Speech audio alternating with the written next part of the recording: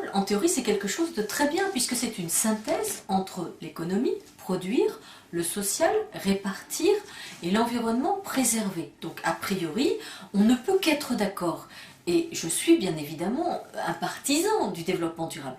Le problème que j'ai, c'est qu'on a l'impression que le mot durable, interprété comme ne plus toucher à la nature, a pris le pas sur ce qui devrait quand même être l'objectif premier de l'humanité, c'est-à-dire le développement. Le développement entendu comme la maîtrise de la mort précoce, de la maladie. Il y a aujourd'hui 2 milliards d'êtres humains qui vivent dans le dénuement et nous ne sommes là qu'à parler des jardins de la terre, de la préservation de la nature. Et on a l'impression aujourd'hui d'avoir développé une vision du monde au nom du développement durable qui est très élitiste et très régressive. Et très idéaliste bien sûr parce qu'on idéalise l'âge d'or des sociétés traditionnelles, on idéalise une biodiversité qui existerait indépendamment de l'homme, on idéalise une nature qui serait forcément bienveillante, alors que la nature, si je puis dire à l'état naturel, eh bien il n'y a rien de plus terrible, c'est le sacrifice du faible au profit du fort.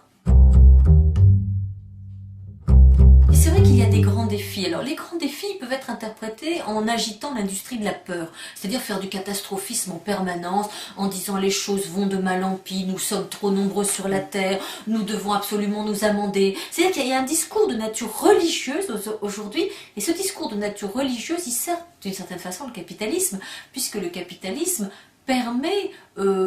il adore l'écologie, les capitalistes. Les Américains disent green is gold. Le vert, c'est de l'argent. Parce que ça nous incite à remplacer nos machines, ça nous incite à faire des dons, ça nous incite à être toujours dans la mauvaise conscience. Et ce que montre ce livre, c'est que les défis à relever, ce ne sont pas des espèces de défis totalement infranchissables. L'idée, c'est, on n'est pas trop nombreux sur la Terre, c'est vrai qu'aujourd'hui on est 6,5 milliards, demain on sera 9 milliards, mais on ne dépassera, la population mondiale aujourd'hui, elle ne doublera plus jamais. Donc la question c'est comment vivre à 9 ou 10 milliards sur la Terre en assurant à chacun d'entre nous de quoi se nourrir, mais de quoi aussi avoir une dignité, de quoi être reconnu en tant qu'être humain. Et les réponses qu'apporte aujourd'hui le développement durable, ce sont uniquement des réponses régressives, des réponses malthusiennes. Ne plus toucher à rien, nous sommes dans la 6e grande extinction, tout est dramatique. Il faut quand même voir que le monde vivait dans l'extrême pauvreté, avec des densités de population, avec des espérances de vie très faibles il y a encore 50 ans, et que l'Occident a fait des progrès considérables. Alors bien sûr, il a fait des progrès considérables en exerçant des pressions sur l'environnement. Il ne s'agit pas de nier tout ce qu'il faut mettre en œuvre comme chantier, mais il ne faut jamais oublier que le plus important aujourd'hui, ce à quoi on doit s'attaquer, c'est l'humanité des êtres humains. Et qu'on est tous effectivement sur le même bateau, mais ça ne veut pas dire qu'il faut en pousser certains par-dessus bord ou les cantonner dans des bidonvilles ou dans des endroits où on ne veut pas en entendre parler. Ça veut dire qu'il faut travailler tous ensemble à essayer de résoudre ces grands défis environnementaux. Mais tous ensemble, c'est le plus important. Si vous voulez, c'est vrai que pendant des années, nous avons vécu dans le mythe de la croissance à tout prix et du productivisme. Ils étaient nécessaires parce qu'il y avait des défis à remplir. Par exemple, nourrir l'humanité. Nourrir l'humanité, c'était une grande question. Le monde a vécu avec la peur de manquer pendant des millénaires. Aujourd'hui, on a vaincu la peur de manquer, mais on se rend compte que la répartition, la redistribution, ne va pas puisqu'on vient d'être confronté à des émeutes de la faim.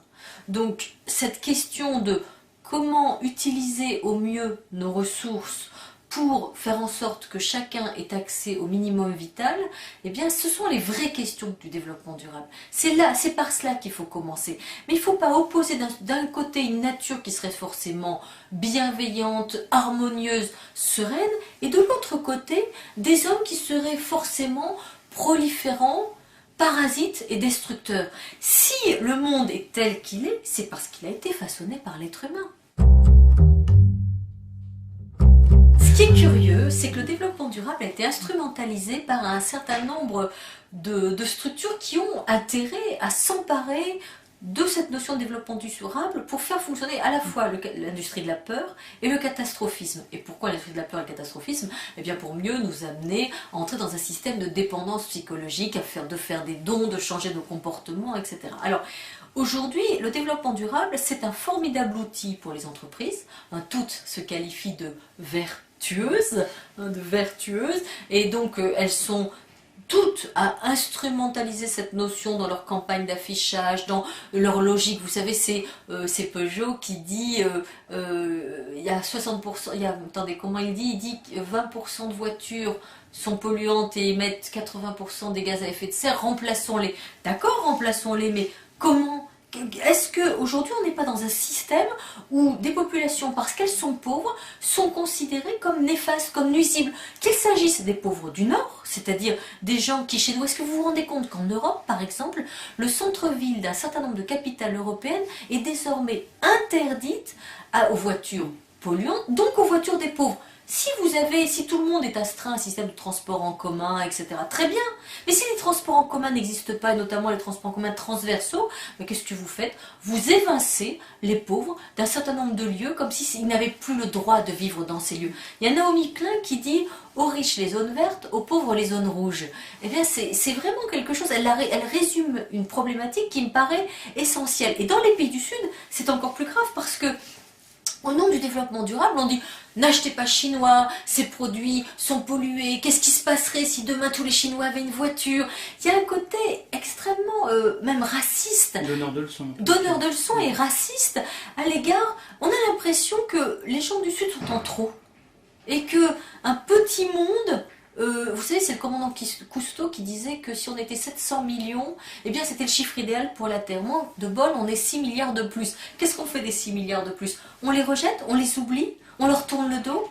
Et c'est très gênant de voir que le moindre lion a droit à des immenses réserves naturelles et été équipé de balises Argos, et qu'à côté, les villageois sont soit repoussés dans les bidonvilles, soit entassés dans des lieux qui sont des lieux résiduels, dans lesquels ils peuvent mourir de maladies qui pourraient très aisément être surmontées, dans lesquels ils n'ont pas accès à l'éducation, à la santé, et c'est cette différence de priorité qui me gêne beaucoup. Aujourd'hui, le développement durable tel qu'il est mis en œuvre, tel qu'il est promu, propagandé même pour utiliser un néologisme, c'est une machine à exclure les pauvres, c'est une machine qui vise à réserver le monde à une petite élite très sûre d'elle, qui n'est pas forcément d'ailleurs occidentale, parce qu'on la retrouve au nord et au sud, mais qui s'exerce au détriment du social. Pourquoi on a inventé des États au XXe siècle? Pour essayer de répartir, de redistribuer, de mettre en œuvre de la justice. Et aujourd'hui, au nom de la nature, au nom de l'avenir de la planète, on sacrifie une partie de l'humanité. La piste, c'est justement de pouvoir se dire que le meilleur moyen de protéger l'environnement, eh bien, c'est d'y associer les êtres humains. C'est de faire en sorte qu'un être humain n'a pas besoin de braconner ou de couper des arbres ou de fuir l'endroit où il vit, tout simplement parce que sur place, il trouve de quoi avoir un revenu, une dignité et être heureux. Et ça, ce n'est pas impossible. Le développement, c'est aujourd'hui 3 milliards d'êtres humains. Il y a un siècle, c'était beaucoup moins en proportion, un pourcentage de la population. Et donc, c'est un défi qui peut être relevé. Mais pour ça, il faut des stratégies de coopération renforcées et surtout des stratégies de coopération technique. Pourquoi? Parce que le développement durable a quand même un atout, c'est qu'il permet de mettre en œuvre des processus de production propres. C'est-à-dire qu'on arrive à alléger de plus en plus ce que le WWF appelle notre empreinte écologique. Alors l'alléger, ça veut dire arriver au même degré de confort, d'efficacité, sans peser sur les ressources de la Terre. Mais ce n'est pas en excluant une partie de la population ou en s'affrontant avec une partie de la population qu'on va pouvoir trouver des solutions globales. C'est en travaillant tous ensemble. Donc la solution, c'est travailler tous ensemble dans des stratégies de coopération beaucoup plus fortes que par le passé à associer l'homme et la nature. Et d'ailleurs, ces ONG environnementales dont je dénonce dans certains passages de mon livre une espèce d'arrogance qui met au-dessus de tout l'animal, eh bien certaines, les plus intelligentes d'entre elles sont en train d'évoluer. C'est-à-dire qu'elles sont en train de se dire Finalement, si on veut être efficace, si on veut être vraiment durable, il faut associer les communautés paysannes, mais aussi les gens des villes. Et finalement, tout le monde a envie de vivre dans un monde harmonieux, serein. Tout le monde a envie que ses enfants vivent mieux que soi-même. Donc je crois qu'il faut faire appel à l'intelligence de l'être humain. Vous êtes optimiste, non? Moi, je suis toujours optimiste, parce que si j'étais pas optimiste, je serais très malheureuse. Ouais, très bien, merci.